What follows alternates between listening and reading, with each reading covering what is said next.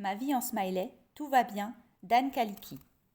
Œuvre strictement autorisée à être lue à partir du vendredi 19 avril 2126.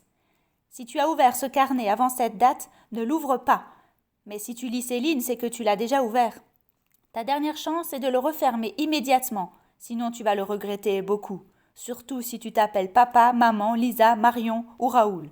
Sache que j'ai jeté un sortilège sur les pages suivantes.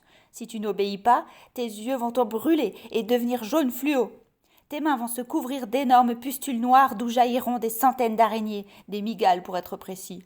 Si tu as la mauvaise idée, ce dont je ne doute pas, de te curer les narines et de te mettre tes doigts dans la bouche pour manger tes crottes de nez, ta langue va tripler de volume et se désintégrer pour que tu ne puisses jamais raconter ce que tu viens de lire. Referme ce carnet maintenant, c'est un conseil d'ennemi ou disparaît dans d'atroces douleurs. Dimanche, cher humain du futur, toi qui as dû quitter la Terre pour migrer sur une exoplanète, ce chef-d'œuvre est pour toi. Parce que soyons clairs, ce cahier n'est pas un journal intime, ok ? C'est un carnet témoin chef-d'œuvre, celui d'un vrai héros issu d'une époque terminée.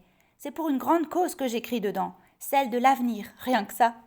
En fait, pour t'expliquer rapidos, je viens de voir un drôle de reportage à la télé. Ça parlait d'une planète qui s'appelait Eratosthène et qui ressemblait étrangement à la Terre.